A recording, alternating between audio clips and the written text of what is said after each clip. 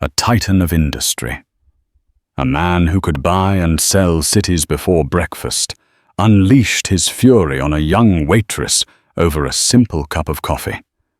The entire restaurant held its breath, expecting her to crumble under the weight of his rage.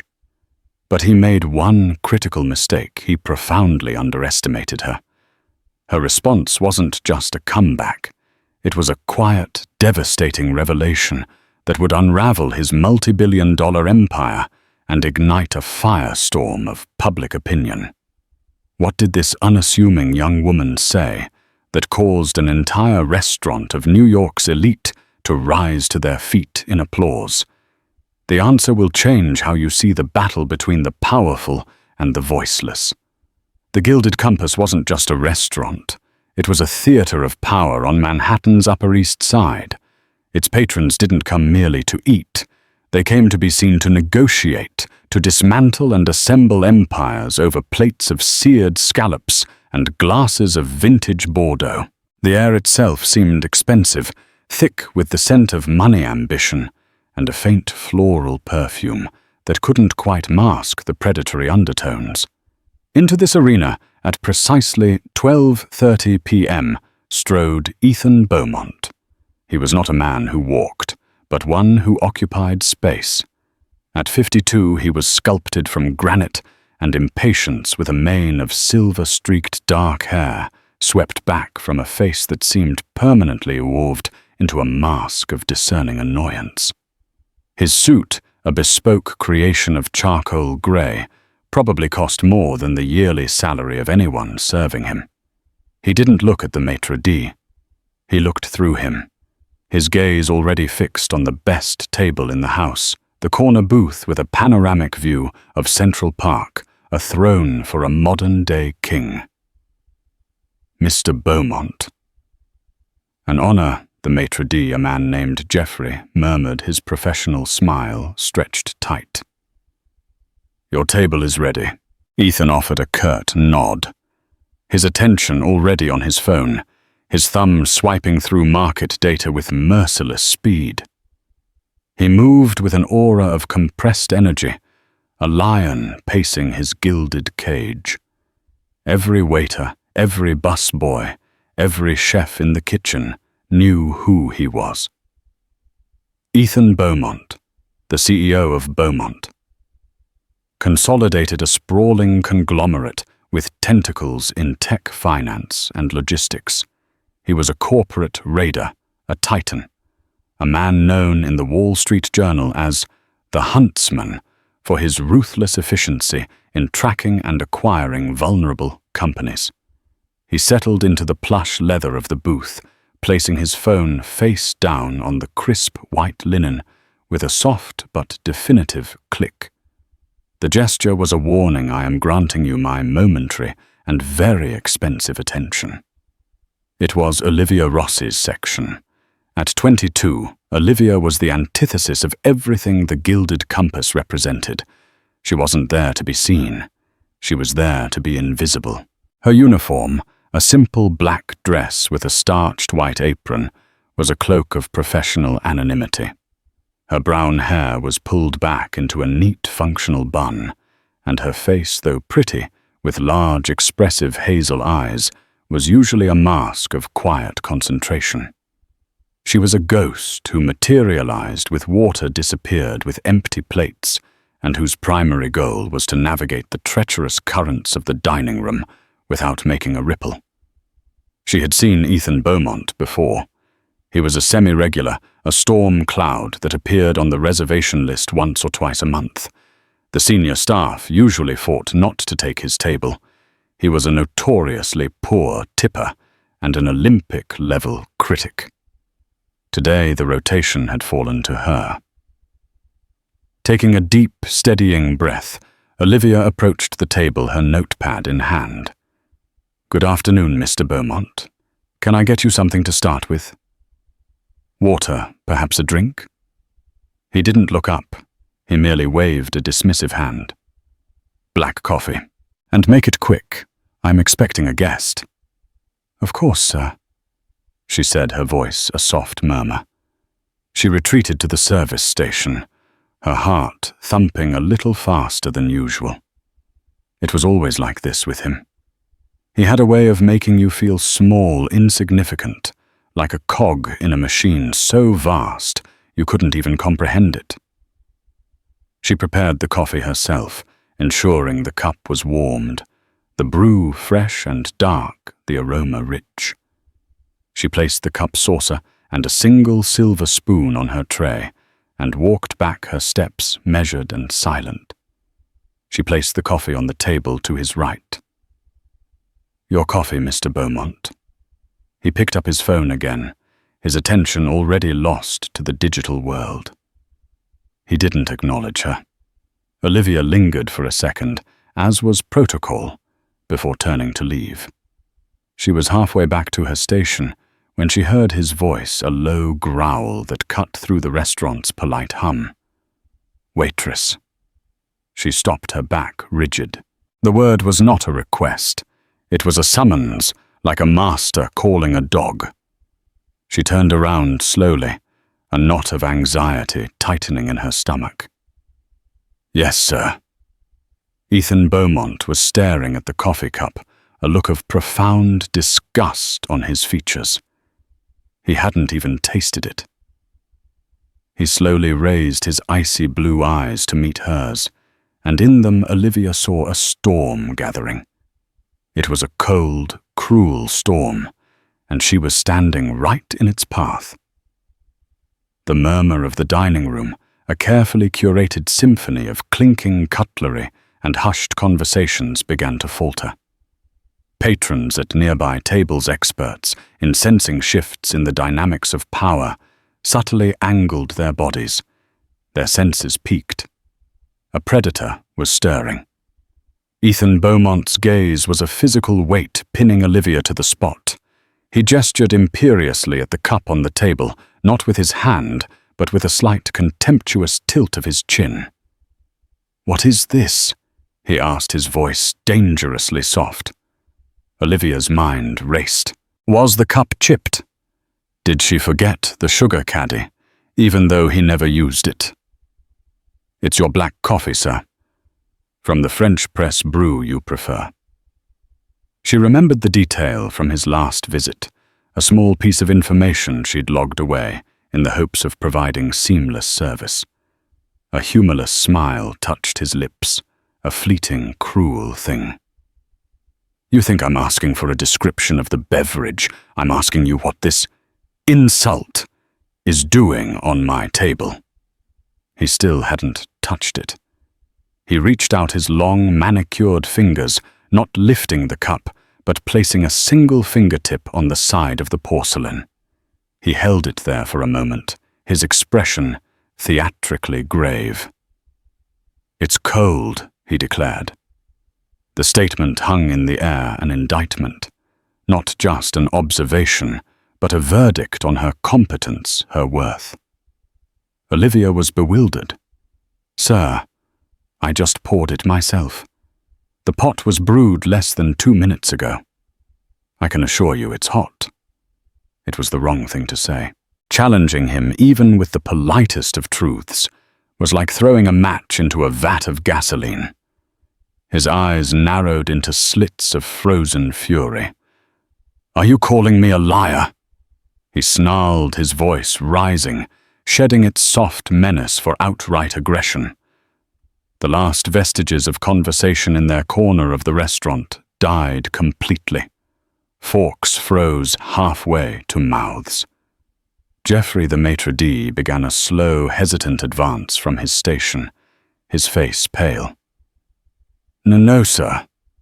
Of course not." Olivia stammered, her professional composure beginning to crack. "I just meant, perhaps the cup cooled faster than usual. I can get you a fresh one immediately." "Faster than usual." He scoffed, his voice now loud enough to carry across the entire room.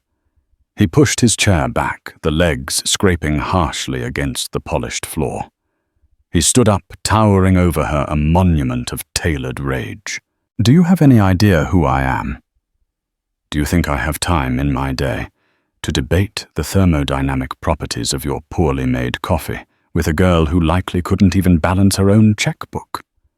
His words were verbal blows, each one designed to humiliate. Olivia felt her face flush with heat. She could feel dozens of eyes on her, some sympathetic, some morbidly curious. "I'm just trying to fix the problem, sir," she said, her own voice trembling slightly, but still holding a thread of professionalism. The problem Ethan boomed now, playing to the captivated audience, is a fundamental lack of competence. It's the disease of mediocrity that is rotting society from the inside out. People who don't care. People who don't strive. People who think good enough is an acceptable standard. He pointed a finger at her, the tip jabbing the air inches from her face. "You are the problem. You and your minimum wage effort. You bring me this lukewarm swill, and you expect me to just accept it, to pay a premium for this pathetic excuse for service. Sir." "Please lower your voice," she pleaded, her eyes darting around at the sea of faces. This was a nightmare. Her plea only enraged him further. It was a confirmation of his power, of her weakness.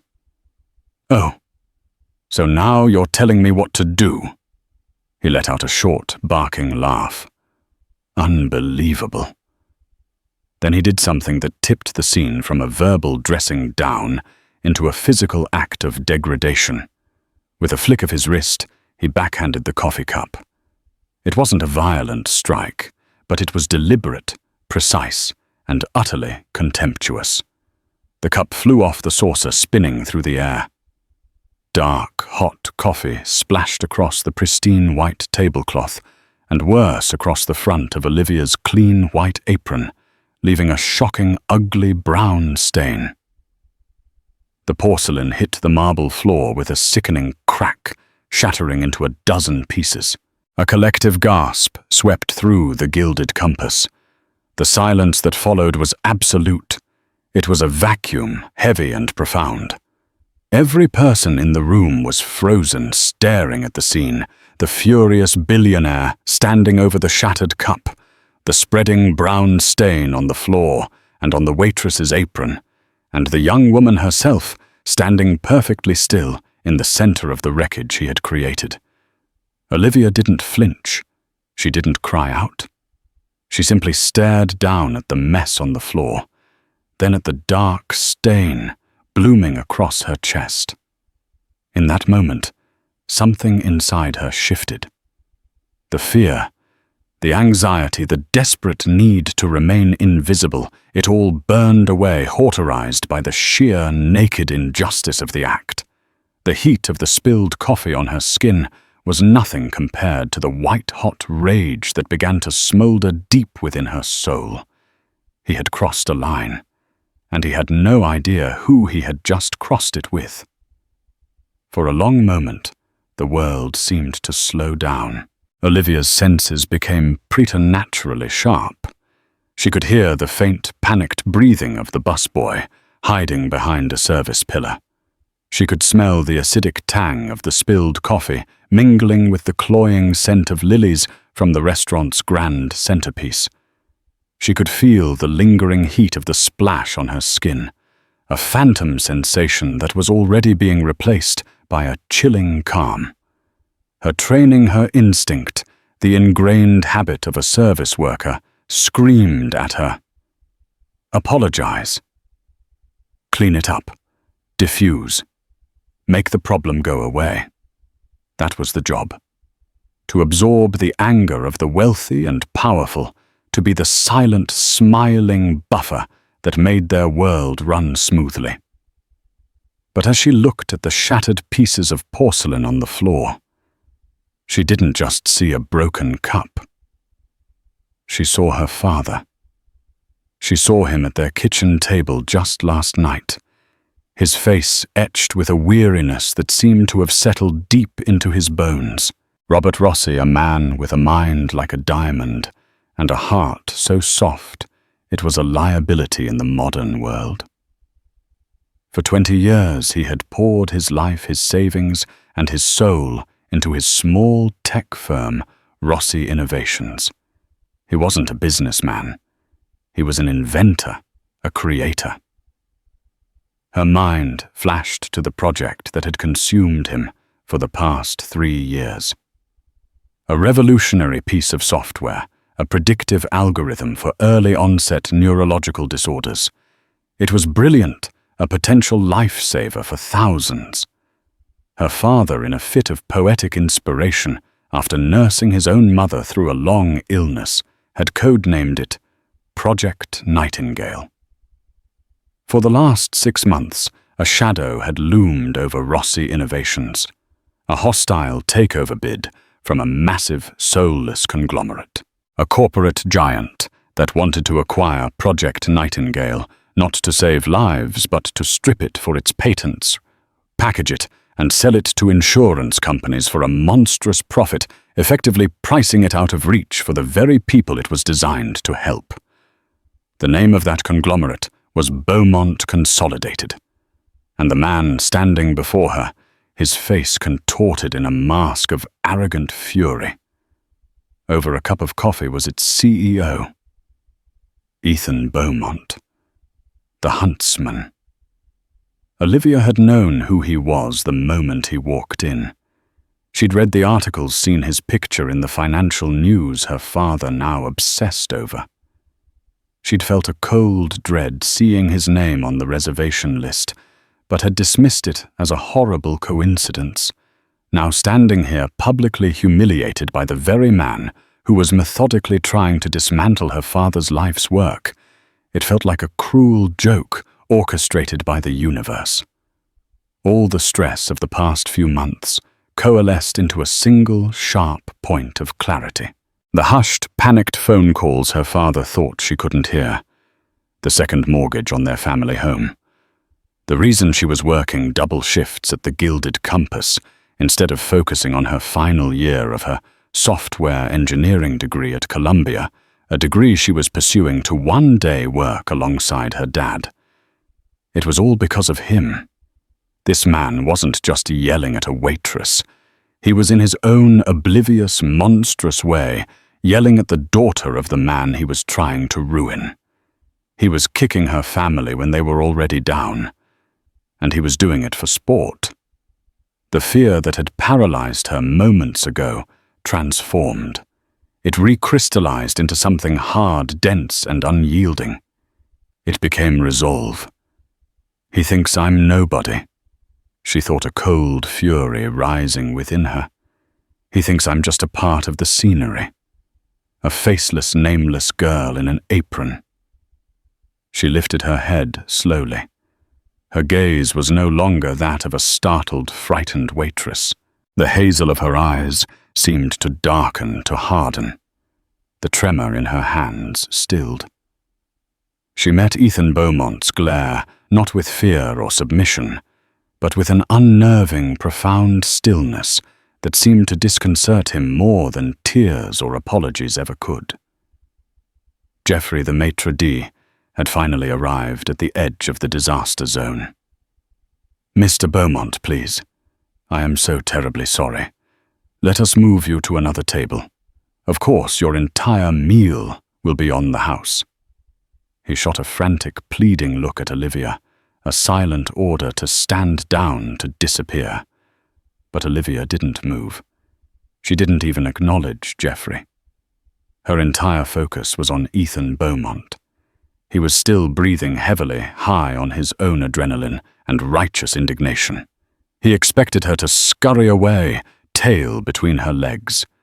She took one small, deliberate step forward, her shoes crunching almost imperceptibly on a shard of the broken cup.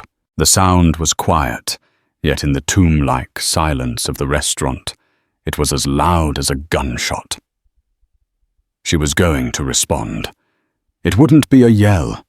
It wouldn't be an insult. It would be something far more damaging. She was going to take away his power by showing him that she was not nameless. She was not invisible, and she knew exactly who he was. The storm inside her had gathered, and it was about to break. The air in the Gilded Compass was so thick with tension, it felt like a physical substance. Every diner, every staff member was a statue in a tableau of suspended time. They were all watching the young waitress who, against all expectation, had not crumpled. She had solidified.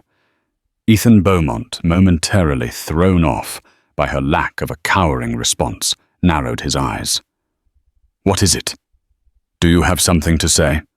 Or are you just going to stand there looking stupid?" Olivia ignored the fresh insult. Her mind was a whirlwind of calculations, but her voice, when it came, was the calm at the center of the storm. It was low, clear, and carried a chilling precision that cut through the silence far more effectively than a shout. "It must be exhausting," she began.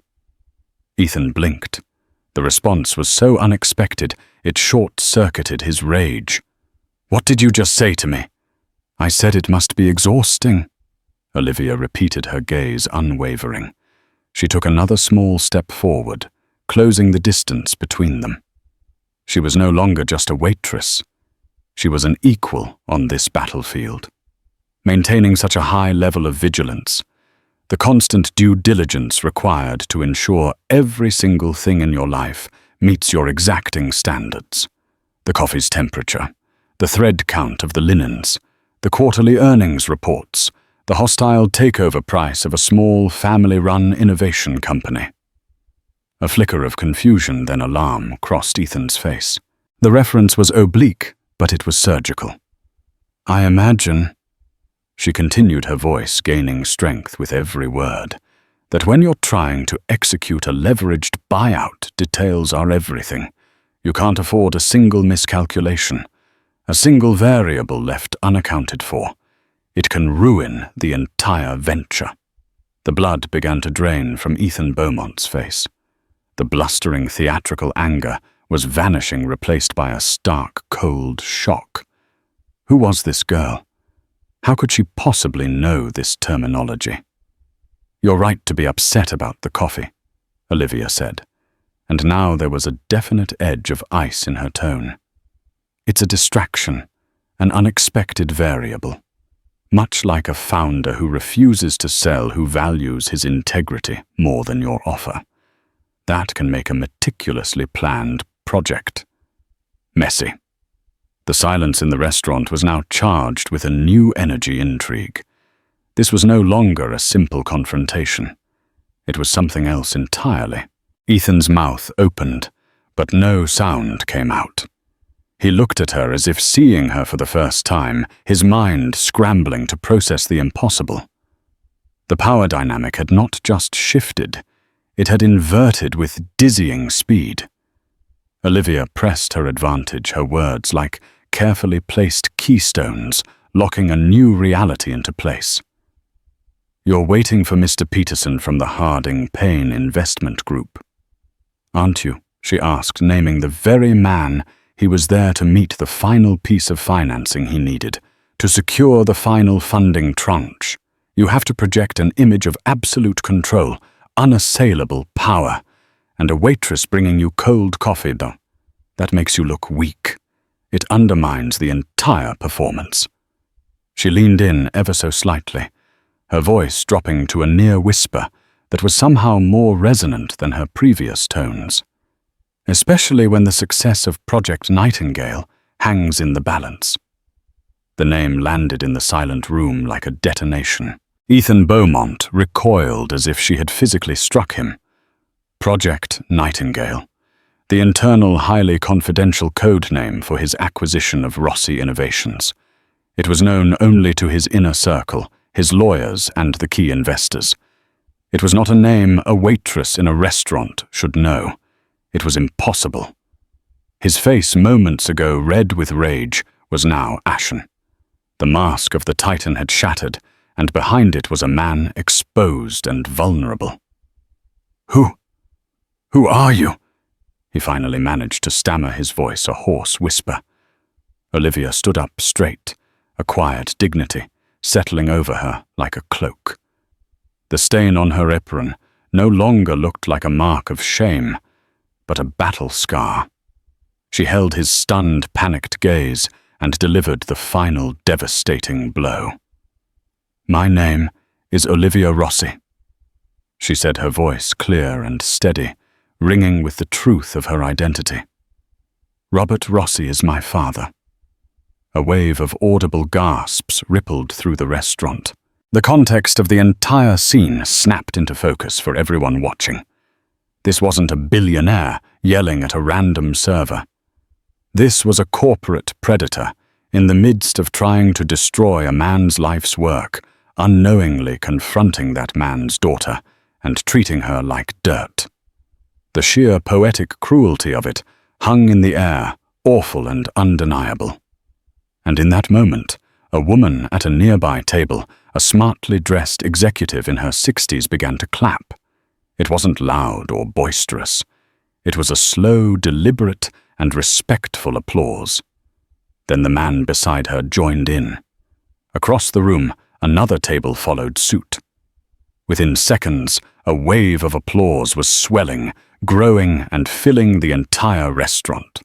It wasn't for a spectacle. It was for courage. It was for the underdog. It was a resounding communal verdict on the scene they had all just witnessed. Ethan Beaumont stood frozen, his empire and his ego crumbling around him, defeated not by a market crash or a rival CEO, but by a 22-year-old waitress and a cold cup of coffee.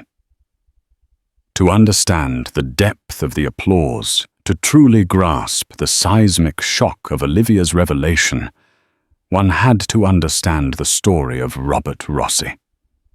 It was a story known only to a few, but it was the silent, invisible narrative that underpinned the entire drama in the Gilded Compass. Robert Rossi was not a product of Wall Street or Silicon Valley's venture capital culture. He was the son of a mechanic from Queens, a boy who learned to see the world not as it was, but as a series of fascinating systems that could be taken apart, understood, and put back together in a better way. He had a gentle soul and a mind that moved with the quiet, intricate precision of a Swiss watch. He won a scholarship to MIT, where he excelled not through aggressive ambition, but through a pure, unadulterated love for solving problems. After graduating, he didn't chase the high-paying jobs at massive tech corporations. Instead, he returned to New York and, working out of his garage, founded Rossi Innovations, with a small inheritance and a powerful dream. For years, the company was a small boutique firm that created brilliant but unglamorous software solutions for logistical and engineering challenges. Robert was the architect of elegant code, the kind of creator who found beauty in efficiency and function. The turn came 5 years ago, when his own mother, Eleanor, was diagnosed with a rapidly progressing form of Parkinson's disease. The diagnosis came too late for any meaningful intervention. Robert, heartbroken, watched the vibrant woman who had raised him slowly fade her mind, trapped in a body that would no longer obey her commands. During those painful years, he channeled his grief into a new purpose. He became obsessed with early detection. He spent countless nights reading medical journals, consulting with neurologists, and teaching himself the fundamentals of bioinformatics. He saw a pattern, a ghost in the machine, subtle, almost imperceptible tremors and vocal modulations that preceded a formal diagnosis by years. He believed he could create an algorithm to detect them. This was the birth of Project Nightingale. Using machine learning and advanced vocal pattern analysis, he and his small team developed a software that could analyze a short recorded sample of a person's speech and detect the telltale neuromuscular signatures of incipient degenerative diseases with astonishing accuracy. It was revolutionary. It wasn't a cure, but it was the next best thing, a chance a chance for early treatment for planning for a better quality of life. He named it Nightingale, after Florence Nightingale, the pioneer of modern nursing, a beacon of hope in the dark. He secured patents and began the slow, arduous process of seeking FDA approval funding, the research with every penny the company made. He turned down multiple buyout offers from large pharmaceutical companies, fearing they would bury the tech or twist its purpose. He wanted it to be accessible, affordable, a tool for doctors in community clinics, not just specialists in wealthy hospitals. This principled stand made him vulnerable. He was running out of money. And that was when the scent of blood reached the nostrils of Ethan Beaumont. Ethan Beaumont's story was the dark reflection of Robert Rossi's. He too came from humble beginnings. But where Robert saw systems to be improved, Ethan saw systems to be exploited. He clawed his way to the top with a terrifying single-mindedness, believing that wealth was the only true armor against the world's indifference. He didn't create. He conquered. Beaumont consolidated. Specialized in identifying companies like Rossi Innovations, small, brilliant, innovative, and financially overextended. His method was brutal and effective. He would initiate a hostile takeover bid, offering a price just high enough to tempt some shareholders, but low enough to be an insult. Then his legal and financial teams would descend like wolves, burying the target in paperwork, threatening lawsuits and bleeding them dry until they had no choice but to surrender. When his analysts brought Project Nightingale to his attention, he didn't see a beacon of hope. He saw a grossly undervalued asset. He saw an algorithm that, once acquired, could be sold to insurance corporations. They would use it as a screening tool to identify high-risk individuals and drastically increase their premiums or deny them coverage altogether. The profit potential was astronomical. Robert Rossi's humanitarian dream was Ethan Beaumont's billion-dollar opportunity. The past 6 months had been a war of attrition. Beaumont's lawyers had inundated Robert with legal challenges, questioning the validity of his patents. Beaumont's agents had approached his key employees, offering them lucrative jobs to abandon ship. Robert had been fighting back with everything he had, working himself to the point of collapse, his idealism being ground down by the relentless machinery of corporate warfare. This was the war Olivia had been watching from the sidelines. This was the stress that had haunted her family's dinner table.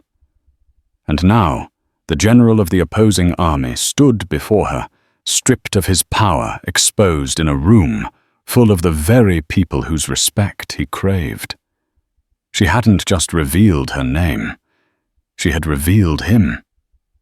She had held up a mirror, and in it the entire restaurant could see him for what he was, not a titan, but a bully, not a huntsman, but a vulture circling a man who was trying to do some good in the world.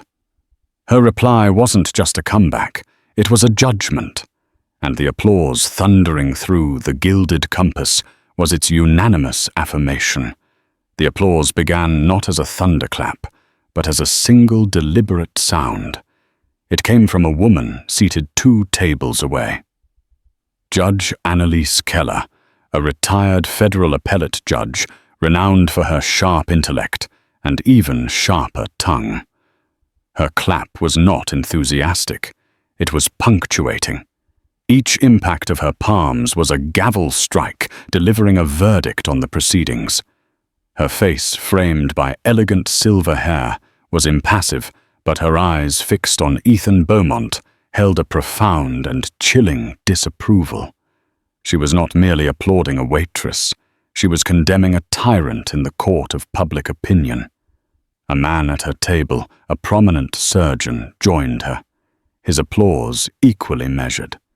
Then across the room, the sound began to swell. Jonathan Pierce, a venture capitalist whose firm EOS Ventures was famous for backing ethical tech and sustainable projects, began clapping with vigor.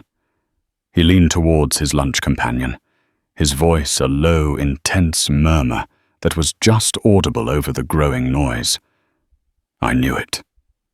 Beaumont tried to get us in on a hostile bid last year. I felt dirty just sitting in the room with him. This is who he really is. He looked at Olivia with unadorned admiration, seeing in her the courage he wished more founders possessed. The applause became a contagion of conscience. A table of young software developers dressed in expensive hoodies that were their own form of anti-suit uniform broke into whoops and cheers. For them, this was personal. They saw in Robert Rossi a kindred spirit, an innovator being crushed by the very corporate monoliths they despised. They saw Olivia as their champion, their spokesperson. One of them cupped his hands around his mouth and yelled, "Go Rossi!" A cry of solidarity that broke the dam of polite restaurant decorum. The sound became a living entity, a wave of affirmation that washed over Olivia and crashed against Ethan Beaumont. He flinched physically, recoiling from the noise as if it were a physical assault. His face, which had been a mask of shock, now twisted into a snarl of baffled fury. How could this be happening? These were his people. This was his world.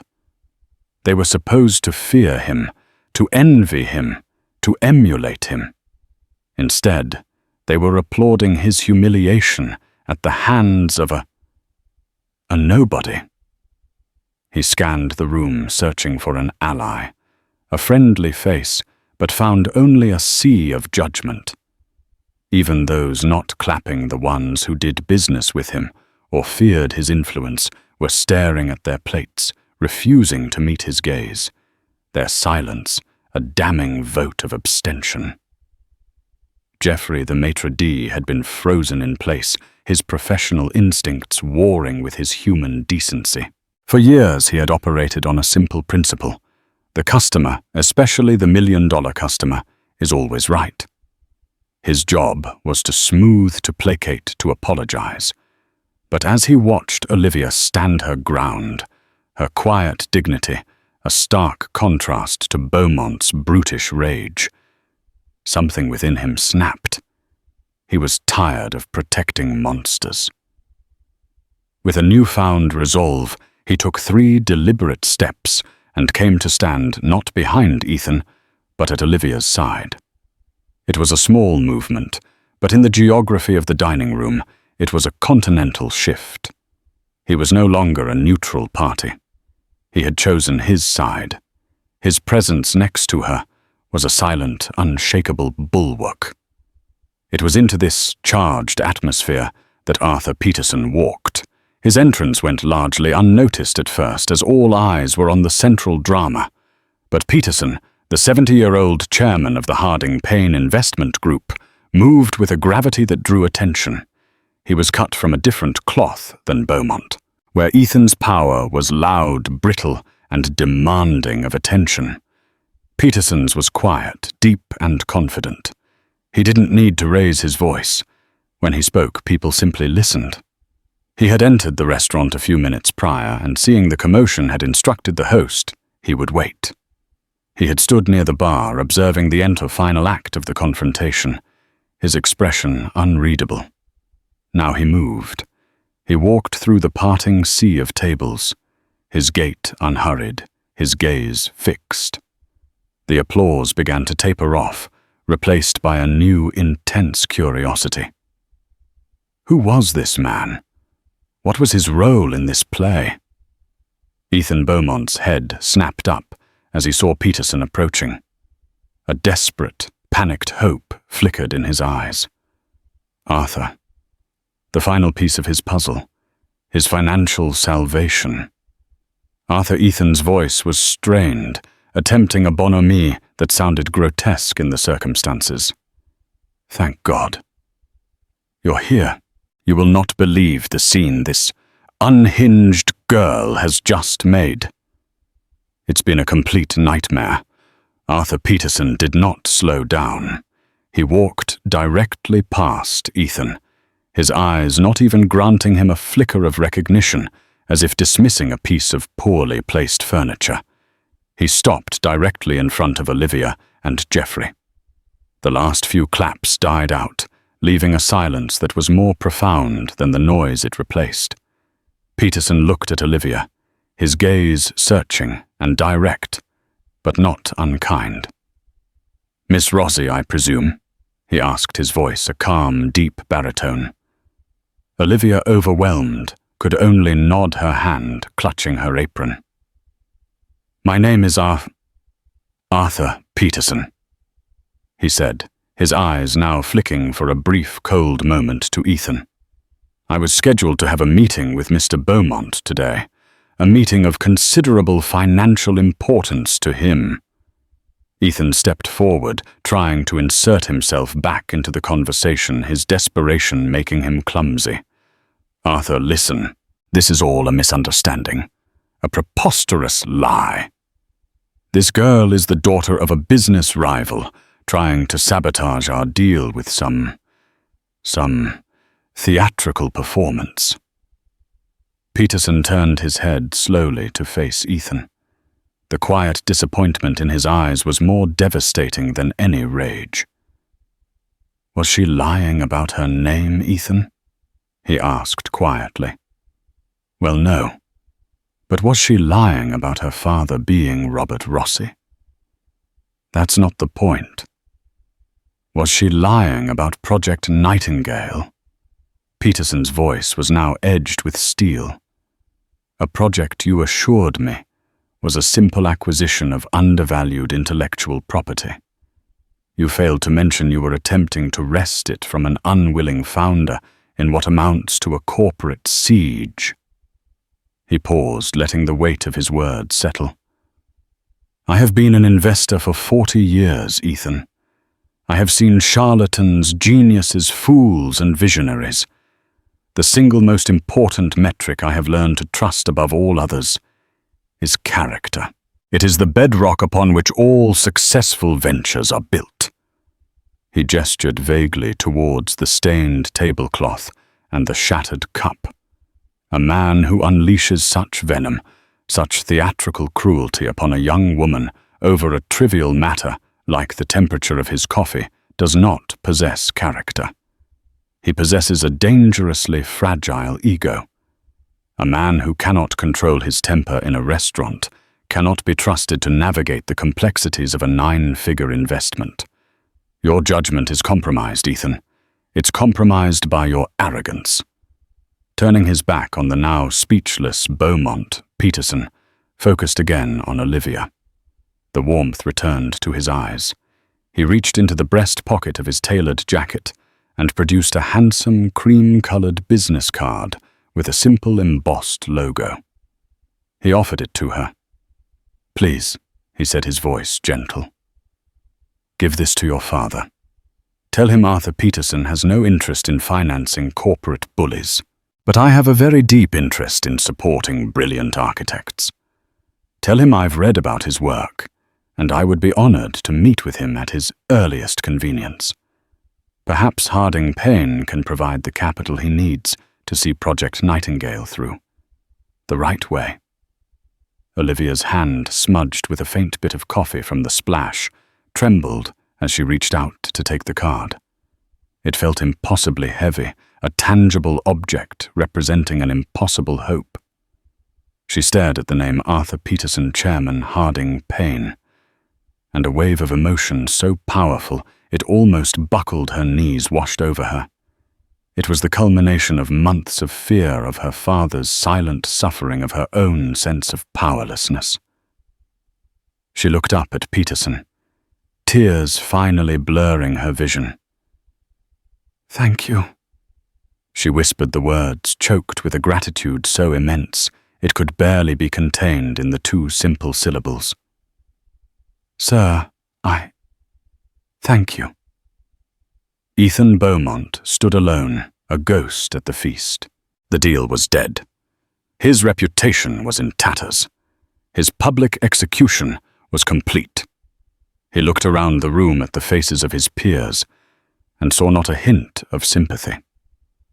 He saw only disgust, pity, and a certain grim satisfaction. The king was naked, his power revealed to be nothing more than a costume. Without another word, he turned. It was not the proud stride of a titan, but the hurried, hunched shuffle of a defeated man. His shoulders were slumped, his gaze fixed on the floor. He bumped into a service trolley, scattering silverware with a clatter that sounded like mocking laughter. He didn't stop. He pushed through the heavy glass doors, held open by a doorman whose normally deferential expression was now one of cold neutrality, and vanished into the anonymity of the New York City sidewalk. The restaurant exhaled. The tension that had held them all captive dissipated, replaced by a warm, quiet buzz. Geoffrey rested a hand on Olivia's arm, his touch firm and grounding. "Olivia," he said, his voice thick with an emotion she had never heard from him. "In 20 years on this floor, I have never been prouder of a member of my staff. Go. Take the rest of the day. Take the rest of the week if you need it. Go be with your family." She nodded, clutching the business card, as if it were the most valuable thing she had ever held. Her impossible victory, witnessed and validated by an entire room, was complete. The moment the heavy glass doors of the Gilded Compass swung shut behind Ethan Beaumont, it was as if a spell of collective paralysis was broken. The dining room, which had been a silent theater, erupted into a low, buzzing murmur. Olivia stood, blinking in the center of it all, the adrenaline beginning to recede, leaving a shaky, surreal emptiness in its wake. Arthur Peterson's business card was a solid, tangible anchor in her trembling hand. Before she could fully process what had happened, Judge Annalise Keller rose from her table and approached her. The judge's face, which had been stern and assessing, had softened into something resembling warm approval. "Miss Rossi," she said, her voice carrying the quiet authority of a courtroom. "In my career, I've seen many people confront bullies. Most do it with lawyers and motions. You did it with truth and dignity. Don't let anyone ever tell you that isn't the most powerful weapon of all." She gave Olivia's arm a brief, firm squeeze before returning to her table. A moment later, Jonathan Pierce from EOS Ventures was there, handing her his own card. "I meant what my friend yelled," he said with a wry smile. "Go, Rossi. Peterson is a good man. He'll do right by your father. But if for any reason you need a second opinion or a more aggressive partner to keep the wolves at bay, you call me. The world needs what your family is building." Her own colleagues warmed her. Maria, another waitress, who had often covered her breaks, threw her arms around her. "Liv, oh my God! I thought he was going to actually hit you. You were amazing." The young busboy, who had hidden behind the pillar, emerged, his eyes wide with awe, and simply handed her a glass of water, an offering of silent, profound respect. Geoffrey, the maitre d', stood by like a proud sentinel. He cleared his throat. "Olivia," he said, his voice imbued with a newfound gravitas, "the offers I made earlier stand. Take all the time you need. Your job will be waiting. But I suspect you won't be needing it anymore." He was right. Olivia's journey from the opulent grandeur of the Upper East Side to her father's small lab in a semi-industrial corner of Brooklyn was a disorienting trip between two planets. On the subway, surrounded by the everyday rush of the city, she felt invisible again, but in a different way. She wasn't a faceless server. She was a woman harboring an incredible, life-altering secret. She clutched the 2 business cards in her pocket, pulling them out several times, just to read the embossed names, reassuring herself that it had all been real. The confrontation replayed in her mind, in a dizzying loop. Beaumont's spittle-flecked rage, the shattering porcelain. The dead silence, the chillingly calm sound of her own voice, speaking words she didn't know she had in her, and the final glorious, impossible wave of applause. Meanwhile, the digital storm had already broken. The food blogger, a woman who went by the online handle NYC Eats, posted her 45-second video clip. The quality was shaky, filmed from behind a water glass, but the audio was brutally clear. She titled it, "More Than Just Bad Service at the Gilded Compass," witnessed a titan of industry get his just desserts. Within an hour, it had 1,000 retweets. By evening, it was at 50,000. The hashtag #BeaumontsBrew exploded. It was a perfect viral cocktail, a villain of obscene wealth and arrogance, a sympathetic and courageous heroine, and a moment of pure, unscripted justice. Memes appeared Ethan's furious face next to a cup of coffee with the caption, "My empire for a hot coffee." Olivia's calm face was captioned, "Serves justice hot or cold." People shared their own stories of abusive bosses and entitled customers, turning the hashtag into a global catharsis for service workers. For Ethan Beaumont, the ride back to his penthouse was a descent into hell. His phone began vibrating incessantly, not with market alerts, but with frantic calls from his PR chief, his COO, and his lead counsel. "Ethan, what the hell happened? A video is going viral." Harding Payne just issued a press release. They've pulled out of the Rossi deal, citing a fundamental misalignment of leadership values. The board is invoking the character and public disrepute clause in your contract. They've called an emergency meeting for tomorrow morning. He watched his company's stock ticker on his phone, a line that was usually a source of immense pride, turn into a plummeting red cliff. He had built his empire on an image of ruthless control. In 5 minutes, a waitress had exposed it as the hollow shell it was. He wasn't a predator. He was a bully. And the world he was discovering with nauseating speed had no tolerance for a bully who got caught. When Olivia finally arrived at the unassuming brick building that housed Rossi Innovations, the contrast was jarring.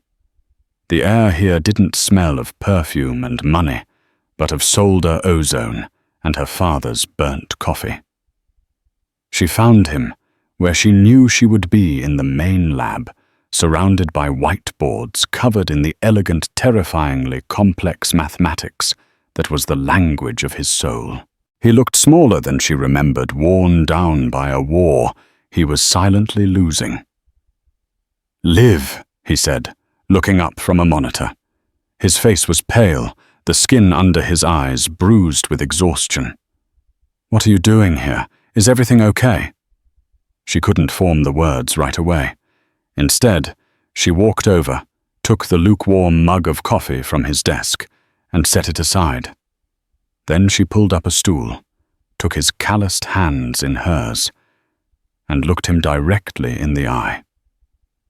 "Dad, I need you to listen to me very carefully," she began. Her voice was steady, infused with the confidence she had discovered just hours before. The fight with Beaumont, Consolidated, is over. Robert's face clouded with confusion and dread. "What do you mean? Did they succeed? Did they push us out?" "No," she said, a slow smile spreading across her face. I think we pushed him out." She then told him everything. She left nothing out. The arrogant demand, the public tirade, the deliberately spilled coffee, the ugly stain on her apron. She watched her father's face shift from confusion to horror, then to a protective fury. He started to stand up, his fists clenched. "He did what to you? I'll kill him, Dad." "Wait," she said, holding his hands tighter. "Let me finish." She told him about the silence, about the moment of clarity, and about her reply. As she repeated her words, her father's anger slowly subsided, replaced by wide-eyed astonishment. When she got to the part where she revealed her name, Robert's jaw dropped, and when she uttered the words, "Project Nightingale," he simply stared at her. His mind, for once, unable to process the data it was receiving. She described the applause, the arrival of Arthur Peterson, the public denunciation of Ethan, and finally, she placed the 2 business cards on the cluttered workbench next to a disassembled circuit board. For a long moment, Robert Rossi said nothing. He stared at the cards, then at his daughter's face, seeing her not as the child he needed to protect, but as the incredible young woman who had just saved him. The weight of months of relentless stress, of sleepless nights, and gnawing fear finally broke. He slumped forward, burying his face in his hands, and his shoulders began to shake with silent, racking sobs. They were not tears of sadness, but of a relief so profound it was painful, a release of pressure so immense it felt like his very soul was unclenching. The meeting with Arthur Peterson took place 2 days later, not in a sterile boardroom, but in Robert's lab. Peterson arrived alone in a simple suit and spent the first hour not talking about finances, but asking Robert to explain the science. He listened with genuine fascination as Robert, animated and passionate for the first time in months, walked him through the algorithms on the whiteboard. Olivia sat with them no longer, just a daughter, but a key stakeholder. Her presence, a silent testament to the character Peterson valued so highly. By the end of the meeting, they hadn't just secured funding.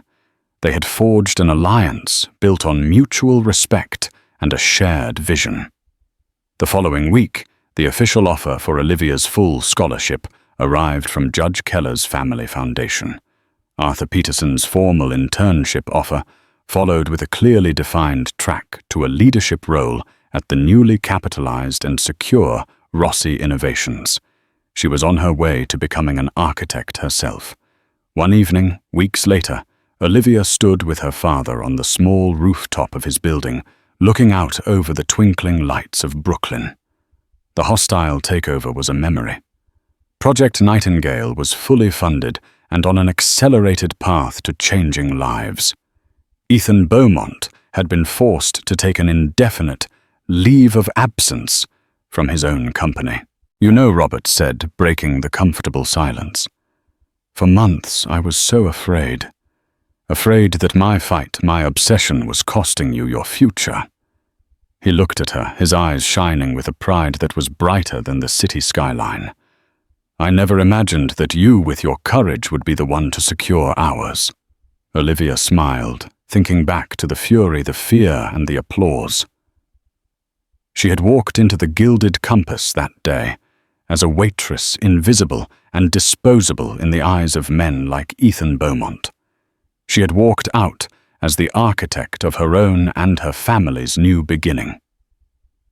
Olivia Rossi's story is a powerful reminder that true strength isn't measured in bank accounts or boardrooms, but in the courage to speak truth to power, even when your voice trembles. It shows that beneath the surface of our everyday lives, behind the faces of the people who serve us, there are entire worlds of struggle, love, and incredible resilience. One person's act of defiance, rooted in integrity, can create ripples that change everything. We all face our own giants, our own moments where we can either stay silent or stand for what is right. If her bravery moved you, please give this video a like to spread this message of courage. Share it with someone who needs to be reminded of their own strength. And don't forget to subscribe and hit the notification bell so you won't miss our next story about the hidden heroes who walk among us. What would you have done in her place? Let us know in the comments below.